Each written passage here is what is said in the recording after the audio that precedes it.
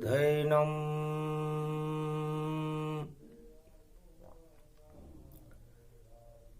श्रवणपटे यतिवरा महावाक्य जनार्दन सच्चिदानंद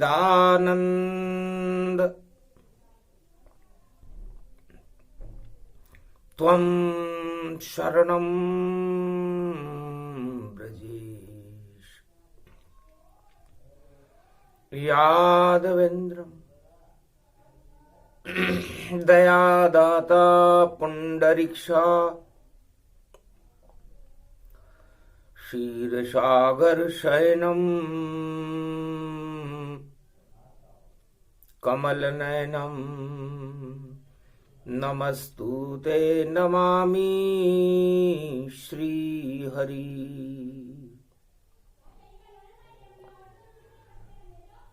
धैर्य से जिसको धारण किया जाता है,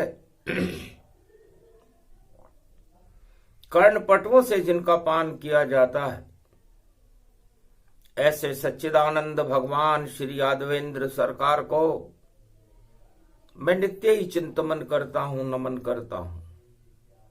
जिनको नमन करने से मंगल आदि मंगल तो हो ही जाते हैं, साथ ही में बहुत बड़ा बल मिलता है मनुष्यों को।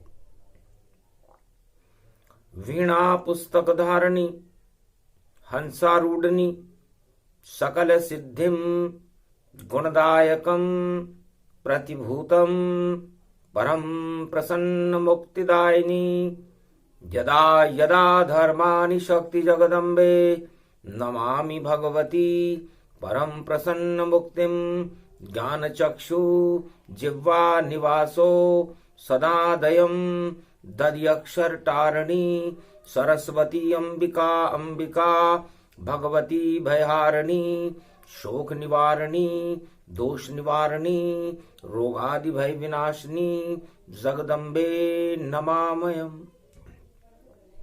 है सरस्वती मां, मैं आपकी उपासना करता हूं।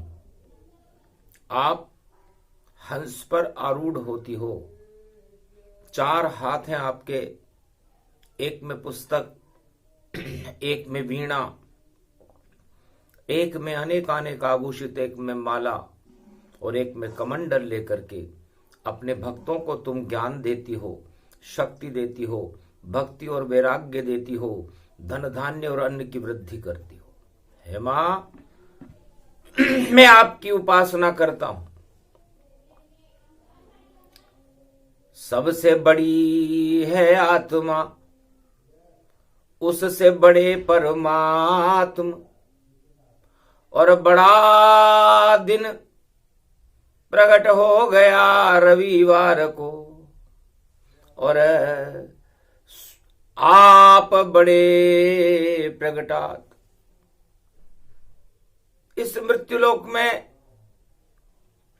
भगवान शंकर वाणी में फरमाते हैं, उमा जी, 7 लोकों में सप्तलोक है, इसमें सप्तलोकों में सबसे बड़ा परमात्मा होता है और सबसे छोटी आत्मा होती है। और बड़ा बनने के लिए, परमात्मा तक जाने के लिए हर आत्मा को प्रयास करना चाहिए। बड़े बड़ाई नहीं करें, बड़े न बोले बोल, और विष्णु जग में सबसे बड़ा, और जगत रहा है डोल। त्रिलोक की सबसे बड़ी शक्ति भगवान विष्णु है। सदा भवानी दाहिनी सन्मुख रहे गणेश, 5 देव रक्षा करे ब्रह्मा विष्णु महेश। 25 दिसंबर है, मलमास है, और बड़ा दिन है। तो किसी रोज का दिन बड़ा, किसी दिवस की रात, और उसको बड़ा कहते हैं हम जो ईश्वर के साथ। भगवान शंकर फरमाते उमा जी वह हर आत्मा बड़ी है जो परमात्मा के साथ है। उसके दिन भी बड़े हैं, उसका दिल भी बड़ा है, उसकी शक्ति भी बड़ी है। तो बड़ा बनने के लिए हमें हर आत्मा को परमात्मा के साथ जुड़ना चाहिए। एक सुई की नोक ले लो, एक सुई के ऊपर दूध की एक बूंद ले लो और उसके 1 अरब हिस्से कर लो, इतना सा हिस्सा आत्मा का होता है। अब कितनी छोटी सी है आत्मा, कितना छोटा सा उसमें प्रकाश है, और वह इस मृत्यु लोक में आकर के बड़ा बनने के बारे में सोचने लगे, प्रयास करने लगे, तो ये संभव है क्या? बिना परमात्मा की कृपा से संभव नहीं है। अब परमात्मा की कृपा किससे होती है, यहीं से प्रसंग प्रारंभ करते हैं। तो सुई का मतलब क्या होता है, सुई किसे कहते हैं? आज का प्रसंग सुई के ऊपर है, और सुई आत्मा को परमात्मा से जोड़ देती है। सुई का काम क्या होता है? किसी भी चीज को सी देना। फूलों की माला पिरो देती और फटे वस्त्र को सीती है, और कितनी अच्छी है सुई जो सबको जोड़ती रहती है। तो आत्मा जुड़े जब परमात्मा से तो जोड़े सुई जान, सुई का उल्टा करो तो उसको यीशु ही मान। आज ईसा मसीह का जन्मदिन है, अब सुई का उल्टा कर दो तो यीशु हो जाता है। अब सुई का मतलब क्या होता है? सु का मतलब है सुंदर और ई का मतलब ईश्वर। इसलिए जगत में सुंदर है 2 नाम, चाहे राम कहो या श्याम। अब चाहे आप राम कहो या श्याम कहो, ये सुंदरता इनमें है। तो सुई के अंदर कितनी सुंदरता होती है कि वह हर आत्मा को भगवान परमात्मा अपने माला में पिरो लेते हैं। हर आत्मा उनसे जुड़ी रहती है, और जब जुड़ी रहती है तो वो प्रसन्न रहती है, और जब उनसे अलग हो जाती है तो मृत्यु लोक में आकर के दुखी हो जाती है। और जो आत्मा परमात्मा से जुड़ जाती है वो बहुत बड़ी हो जाती है, इसीलिए इसे बड़ा दिन कहते हैं। अब बड़ा बनने के लिए हमें करना क्या है, यहीं से प्रसंग प्रारंभ करते हैं। कथा प्रारंभ करे शिव भोले, और मलमासों में मल ही घोले। तो मलमास चल रहा हो, चारों तरफ मल और दुर्गंध दिखाई दे रही हो, कलयुग चल रहा हो, रविवार का दिन हो, 25 दिसंबर हो, तो मल को हटाने के लिए हमें क्या करना चाहिए? तो तुलसीदास भक्त हमारे और वचन कहे देखो कितने प्यारे। बस जितनी भी आत्मा करो सभी ये काम, निश्चित बड़े हो जाओगे बोले शिव भगवान। परहित सरिस धर्म नहीं भाई, पर पीड़ा सम नहीं अधमाई। बस ये एक ही सूत्र है। चाहे ईसा मसीह हो, चाहे तुलसीदास हो, चाहे कबीर दास हो, चाहे वेद व्यास हो, चाहे वाल्मीकि हो, चाहे सुखदेव मुनि हो, या कोई भी पैगंबर हो, मसीहा हो, एक ही बात सबने कही कि हे मृत्युलोक के निवासियों, यदि आप मृत्यु से बचना चाहते हो और परमात्मा से जुड़ना चाहते हो तो सबसे पहले अपनी आत्मा के अंदर सुई बना करके परमात्मा को पिरो लो। सुई का उल्टा ही यीशु होता है, यीशु मसीह का जन्मदिन है। और सुई का मतलब सुंदर ईश्वर, सु का मतलब सुंदर और ई का मतलब ईश्वर। तो आत्मा से ज्यादा कोई सुंदर इस मृत्यु लोक में है ही नहीं। और मलमास में हम आपको ये बात बता रहे हैं। तो परहित, जो आत्मा दूसरों की भलाई करने के लिए अपना जीवन लगा देती है, दूसरों की पीड़ा को हटाने के लिए अपना जीवन लगा देती है, वही आत्मा इस त्रिलोक में सबसे ज्यादा सुंदर बनकर परमात्मा को प्रिय हो जाती है। और यह काम यीशु मसीह ने किया। जब कोई था नहीं अस्पताल और कोई दवाखाना भी नहीं, और कष्ट में देखा जब सारा जगत, तो यीशु का दिल माना ही नहीं। तो करे प्रार्थना ईश्वर से, दया करो भगवान, और मृत्यु लोक की आत्मा सब दुख पावे इंसान। हे परमात्मा, आप जहां कहीं भी हो, यीशु मसीह आपसे प्रार्थना करते हैं कि इन दुखी इंसानों पर आप अपनी कृपा प्रदान कर दें, इनको सुखों से भरपूर कर दें। तो यीशु मसीह और जितने भी ब्रह्मवेता हुए, चाहे वो वेद व्यास हुए, वशिष्ठ हुए, विश्वामित्र हुए, अत्रि, एकलव्य, सनक, सनंदन, मातंग ऋषि, आर्य सभ्यता में आदि सनातन सब संस्कृति हमारी भारत की है, सबने प्रार्थना से परमात्मा को प्राप्त किया है। तो सबसे धर्म सबसे बड़ा वह है जो ईश्वर के आगे हाथ फैलाकर प्रार्थना करे।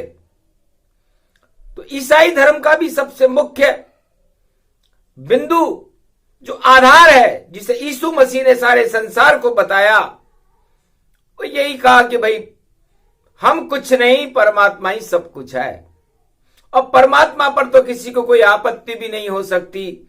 सनातन धर्म है भारत, और सर्वधर्म का संरक्षण करता है आदि सनातन धर्म। इसलिए यीशु मसीह ने प्रार्थना से अपना जीवन प्रारंभ किया, और उनकी प्रार्थनाएं ईश्वर ने स्वीकार कर ली और सारे संसार को कष्टों से मुक्त कर दिया।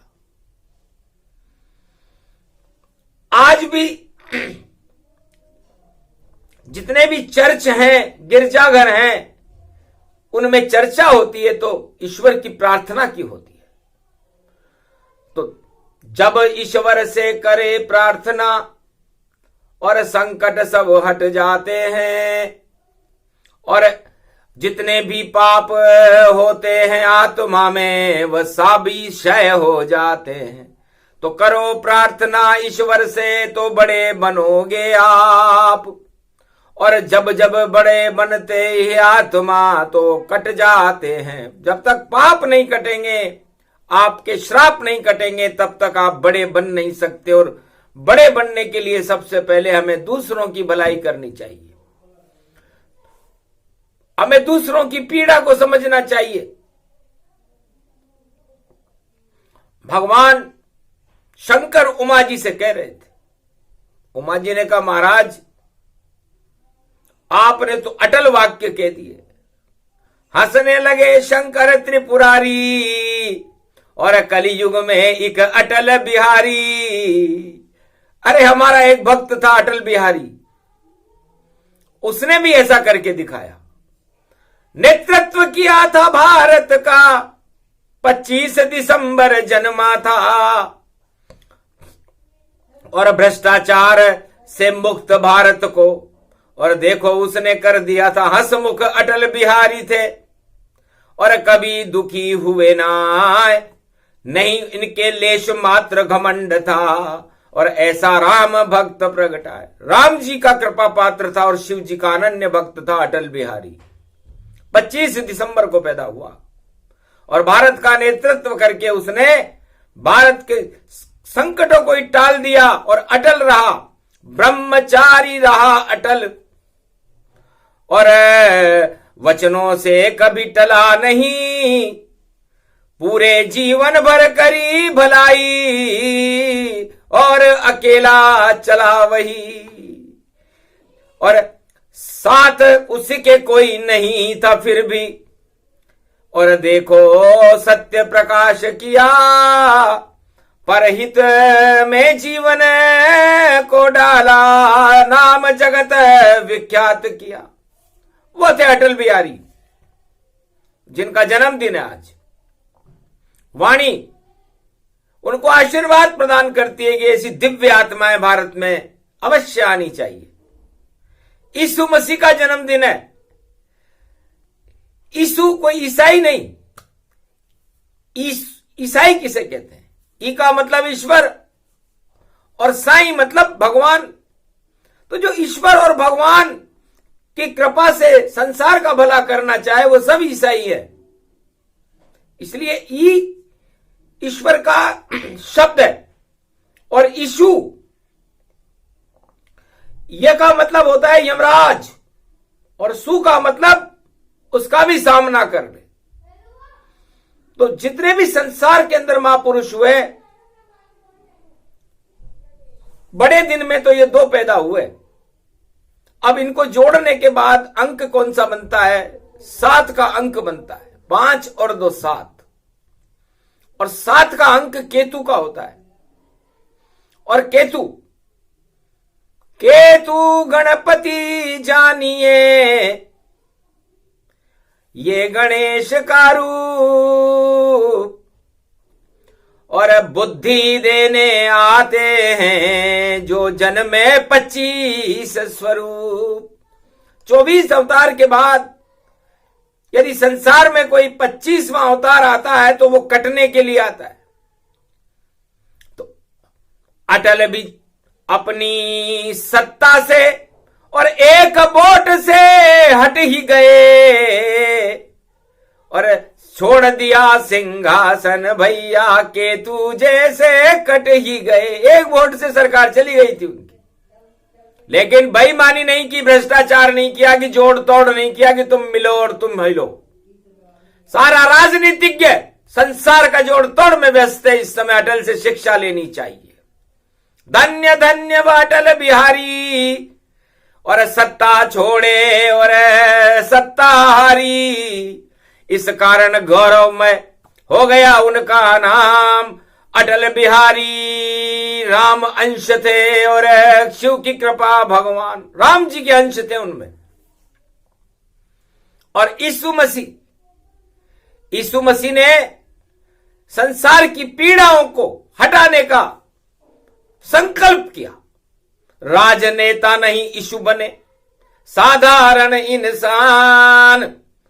अरे जितने रोगी थे जगत के, उनका किया रे कल्याण। कोडियों का कोड हटावे वह, और देखो हड्डी जुड़ावे वह, और जो दुखी जगत में मिले उन्हें उन सबको सुखी बनावे वह। तो सबसे बड़ा ये धर्म है और पुस्तक सब बेकार, पर पीड़ा को जाने नहीं तो जगत सभी बेकार। जो पर पीड़ा में ही नहीं समझता हो, दूसरों के दुख में नहीं समझता हो, और सत्ता के सुख को ही अपना सुख मान ले, वो सत्ता सब बेकार है। और वह अधोगति में जाते हैं सत्ताधीश, जो अपने सुख को भोग करके प्रजा का कल्याण नहीं करते। अटल बिहारी वाजपेयी धन्यवाद के पात्र हैं, और यीशु मसीह भी धन्यवाद के पात्र हैं, जिन्होंने अपने जीवन के सारे बहुमूल्य क्षणों को संसार के दुखियों को, दुख को दूर करने के लिए लगाया, और धर्म की कोई बात नहीं की, प्रार्थनाएं की ईश्वर से।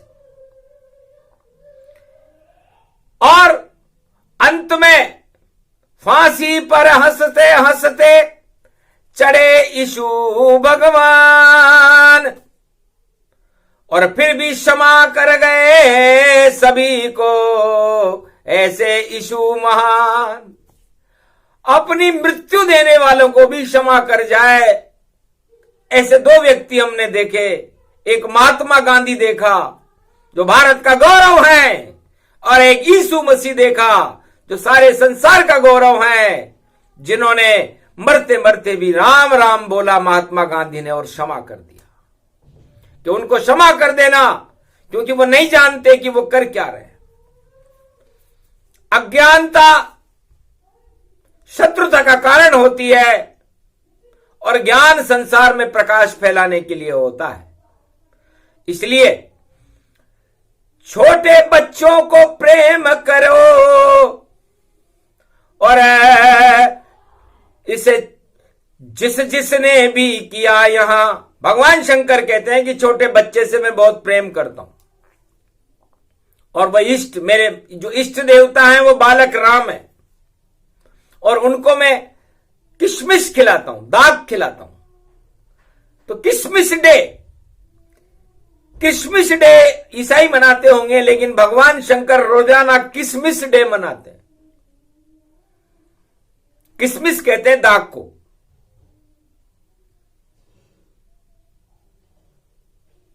दाग और किशमिश, किसका मतलब होता है किस्मत और मिस का मतलब होता है मिश्री। तो मिश्री दाख खाइए 25 दिसंबर आज और बच्चों को खिलाइए तो बन जाओ सरताज।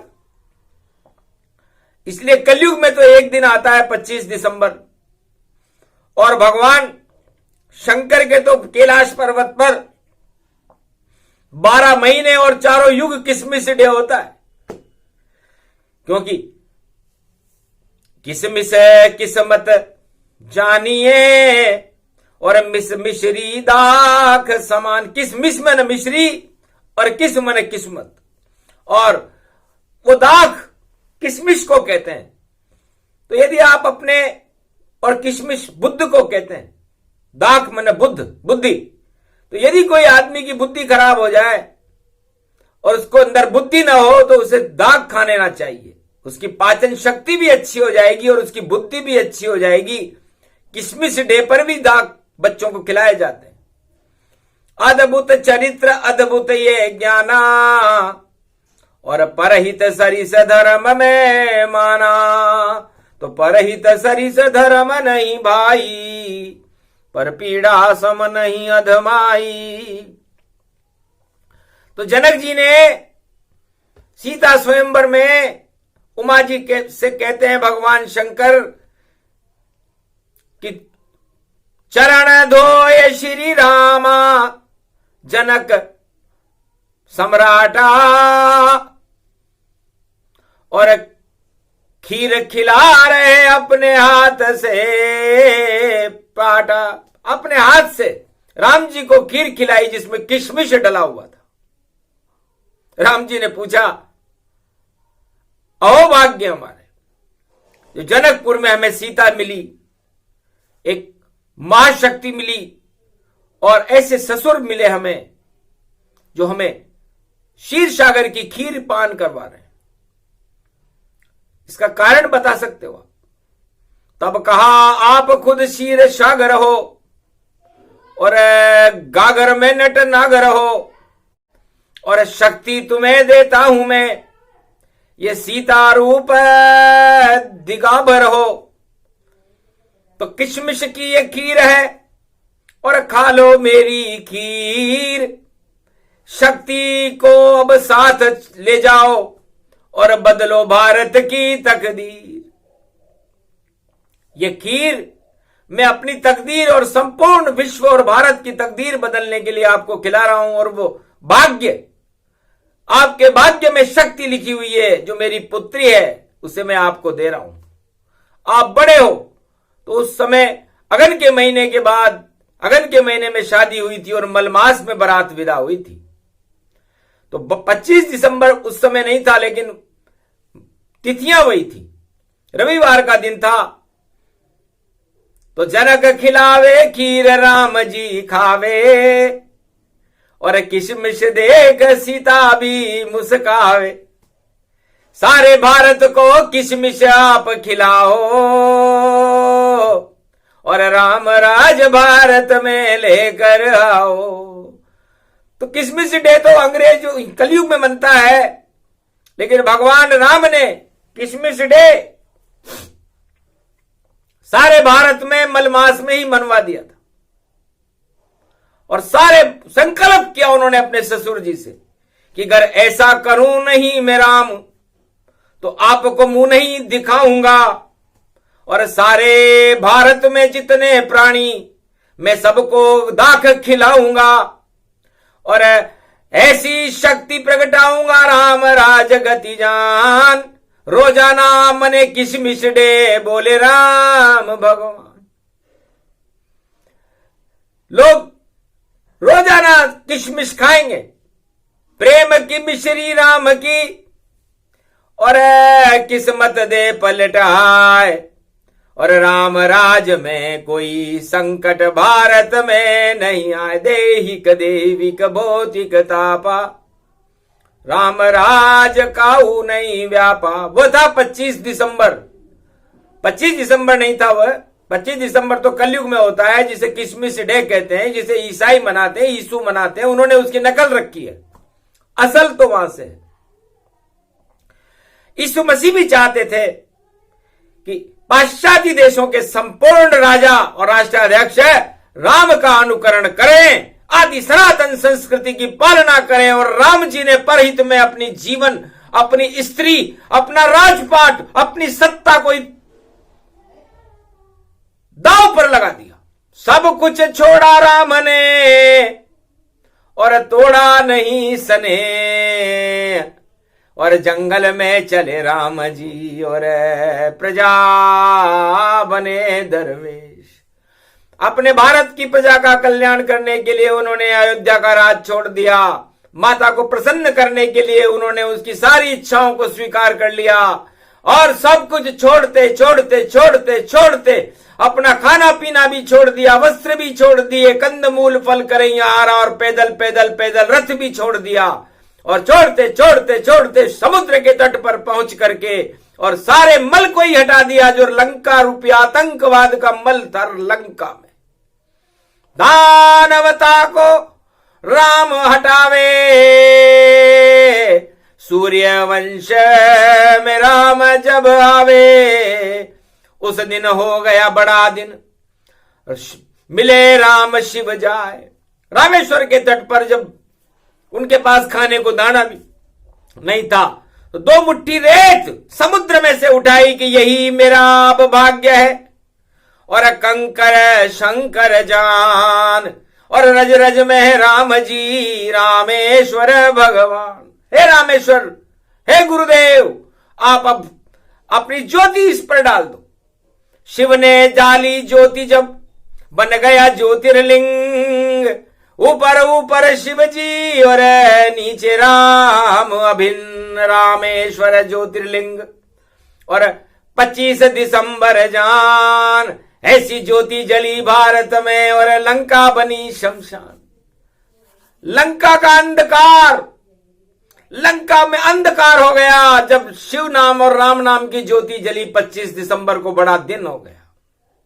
पो 12 25 12वां ज्योतिर्लिंग है, तो 12 और 12 24, 12 कला अवतार राम जी के, और 12 कला में शिव जी होते हैं। 12 ज्योतिर्लिंग में दोनों मिल गए तो 24 हो गए।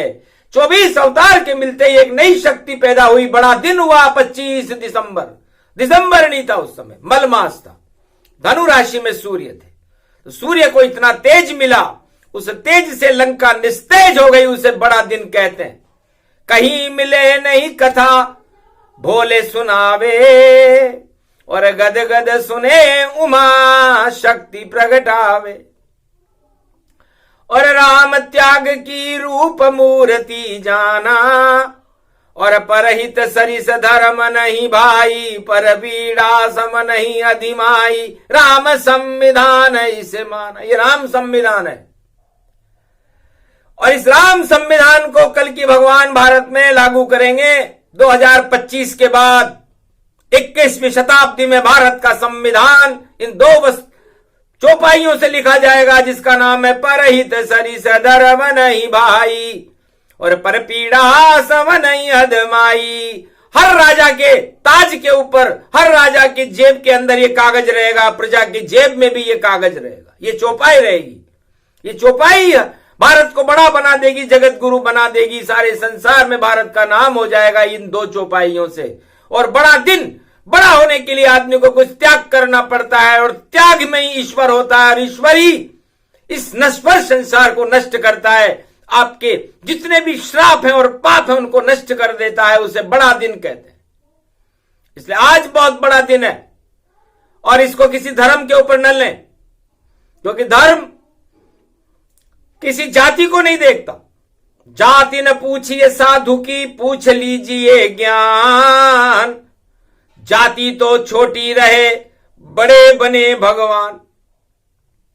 जो जाति में फंस जाता है वह छोटा हो जाता है, और जो भगवान में फंस जाता है वो बड़ा हो जाता है। और भगवान की कोई जाति नहीं होती, और होती हो तो उमा जी आप बता दो कि भगवान कौन सी जाति के। कोई कहेगा राम जी तो क्षत्रिय है, कोई कहेगा कृष्ण यदुवंशी है, कोई कहेगा विष्णु तो ब्राह्मण है, कोई कहेगा शिव जी तो ब्राह्मण है, कोई कहेगा ब्रह्मा तो ब्राह्मण है। ब्रह्मा शिव और विष्णु और सभी ब्रह्ममय जान, जो भी समझे ब्रह्म को वही ब्राह्मण मान। जो ब्रह्म को जान जाए वो किसी भी जाति का वो ब्राह्मण माना जाता है। इसलिए ब्रह्मवेता उसे ही कहते हैं जो ब्रह्म को जान जाए। और ब्रह्म को जानने के लिए, ब्रह्म ईश्वर तक पहुंचने के लिए, बड़ा बनने के लिए आपको ये दो वस्तुएं याद रखनी पड़ेगी। संसार के सभी राष्ट्राध्यक्षों को ये दो चौपाई की लाइन याद रखनी चाहिए कि परहित सरिस धर्म नहीं भाई, पर पीड़ा सम नहीं अधमाई। धर्म वह है जो दूसरों की भलाई के लिए हो, दूसरों से संघर्ष करने के लिए नहीं। यदि आपने जीवन में धर्म के लिए कोई संघर्ष किया तो लगता है आप बहुत छोटे विचार वाले व्यक्ति हो। और यदि आपने प्रजा के और सारे संसार के कल्याण के लिए कोई कार्य किया तो वो सबसे बड़ा धर्म है, उसे धारण करना चाहिए। तो धर्म क्या है, इस पर तो बड़े विवाद हो सकते हैं। यदि इस पर शास्त्रार्थ किया जाए तो लोग लड़ने झगड़ने लग जाएं, धर्म के नाम पर लड़ाई झगड़ा हो जाए तो फिर वह धर्म कहां रहा, वो तो अधर्म हो गया। तो धर्म क्या है, परहित, दूसरों की भलाई करना ही सबसे बड़ा धर्म है। सारे संसार के जितने भी मसीहा आए, पैगंबर आए, चाहे यीशु आए, चाहे मोहम्मद आए, चाहे वेद व्यास आए, चाहे राम आए, चाहे कृष्ण आए, चाहे वशिष्ठ आए, विश्वामित्र आए, या संसार में कहीं भी किसी भी जाति और धर्म में ऋषभ देव भगवान आए, सबने एक ही कहा कि भाई दूसरों की भलाई करो और दूसरों की पीड़ा को अपनी पीड़ा समझो।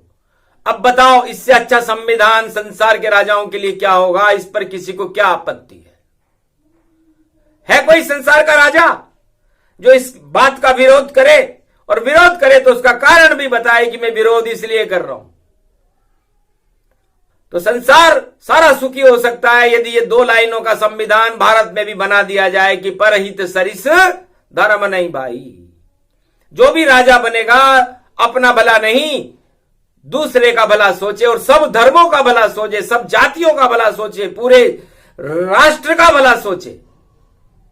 वह राम राज्य का अधिकारी है। बालक वृद्ध युवा नर नारी सब ही राम राज अधिकारी। तो राम राज्य का अधिकारी वह होगा, राम राज्य में रहने का सौभाग्य उसे मिलेगा।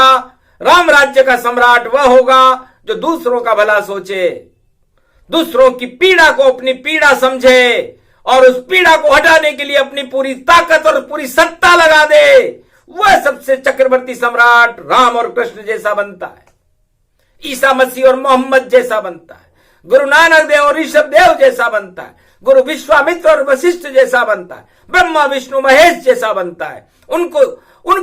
उनके जैसा बनने को ही बड़ा कहते हैं। बड़ा दिन कोई दिन और छोटा नहीं होता, दिन सब बराबर है, 365 दिन बराबर है। लेकिन अपने आप को बड़ा बनाने के लिए आपको दो बातें याद रखनी पड़ेगी। परहित सरिस धर्म नहीं भाई, धर्म ही सबसे बड़ी वस्तु है। इसलिए धर्म के मार्ग पर चलने के लिए हमें दूसरों की पीड़ा और दूसरों की भलाई के बारे में ज्यादा सोचना पड़ता है, तब धर्म आगे चलता है, वरना धर्म पीछे रह जाता है। जो सत्ताधीश अपनी भलाई और अपनी दल की भलाई के लिए आगे जाते हैं और अपनी सुख के लिए आगे जाते हैं, वो बहुत पीछे रह जाते हैं। और जो महानायक महापुरुष राम और कृष्ण के जैसा दूसरों की भलाई के लिए आगे जाता है और सारा जीवन दूसरों की पीड़ा हटाने में लगा देता है, वो महापुरुष बनता है। इसलिए संपूर्ण भारत को महापुरुष और मसीहा बनाने के लिए कल के अवतार भारत में 2025 के बाद 21वीं शताब्दी में भारत में ऐसा करके दिखाएंगे। और ये भारत का संविधान, इस चौपाई को जो तुलसीदास जी ने रामचरितमानस में लिखी, बनाएंगे। तब जाकर के भारत बड़ा होगा, जगत गुरु होगा। अपने सोच को बड़ा रखो, संकुचित मत करो कि मेरा ही भला हो, मेरी पार्टी का भला हो, मेरे मित्रों का भला हो। ये बहुत संकुचित विचार हैं। इन विचारों का त्याग करो, आग लगा दो ऐसे विचारों में। और किशमिश जो खीर भगवान राम ने खाई थी, जनक जी ने खिलाई थी, उस खीर को संकल्प मान करके और भगवान राम ने सारे भारत को खिलाया, इसलिए राम सबसे बड़े हैं। कृष्ण ने 56 भोग बना करके सारी ब्रजवासियों को खिलाया, भगवान कृष्ण बड़े हैं। और अब कल की भगवान कलयुग में सारे भारत और विश्व को खिलाने के लिए आ रहे हैं, वह भी बड़े हैं। इसलिए बड़ा बनने के लिए बहुत छोटा बनना पड़ता है, छोटे लोगों की सेवा करनी पड़ती है। तो बड़ा दिन, बड़ी बातें हैं। प्रसंग सुना दिया पूरा मैंने और धर्म सभा में गाया है, और धर्म से बड़ा यहां कोई नहीं, ये शिव जी ने बतलाया है। ध का मतलब धारण करना, और धैर्य का मतलब धीरे धीरे, धीरज धर्म मित्र अरुणारी, आपत्ति काल पर की है चारी। तो धीरज, धर्म, मित्र और नारी का परीक्षण आपत्ति काल में होता है। आपत्ति काले धर्म नास्ति, इसीलिए कहा गया है कि जब आपत्ति काल हो तो इन 4 वस्तुओं का परीक्षण करो, धर्म को ताक पर रख दो। और जब ये चारों वस्तुएं आपके फेवर में हो जाए, आपके पक्ष में हो जाए, तब धर्म को आगे ले जाओ। इसलिए धर्म धारण करने वाली वस्तु है, और एक आत्मा, छोटी सी आत्मा कितना सा धारण कर पाएगी। इसे धारण होवे जो नहीं तो उसे धर्म नहीं जान, और वह तो भैया लोभ है जो है पाप समान। तो धर्म धारण करने की वस्तु है और लोभ मारण करने की वस्तु है। इसलिए सारा संसार इस समय लोभ में है, पाप में है, अपनी इच्छाओं की पूर्ति में लगा हुआ है। इच्छा पूर्ति को धर्म नहीं कहते। धर्म उसे कहते हैं जो मानवता का कल्याण करे, सारे संसार का कल्याण करे, सारे संसार में शांति की स्थापना करे, और संपूर्ण विश्व में शांति हो, संपूर्ण विश्व के अंदर धर्म की जय जयकार हो। ये ईश्वर शक्तियां चारों युगों में हर पल सोचती है, लेकिन उसकी सोच को मनुष्य अपने स्वार्थों के बंधन में बांध करके और सारे भगवान की क्रियाकलापों को ही उल्टा कर देते हैं, और फिर उनका भाग्य ही उल्टा हो जाता है। इसलिए उल्टा नाम जपत जग जाना, और वाल्मीकि भय ब्रह्म समाना। तो जब वाल्मीकि ने डाकू का उल्टा किया तो कूड़ा नजर आया उन्हें, और उस कूड़े को मलमास कहते हैं। और फिर उन्होंने उल्टा मरा मरा मरा मरा मरा मरा मरा पढ़ के राम राम राम राम करने से वो कूड़ा साफ हो गया, और उससे जो रत्न निकले उस मंथन से उसे रामचरितमानस वाल्मीकि रामायण कहते हैं। आज भी संसार के मलों को हटाने का काम करती है।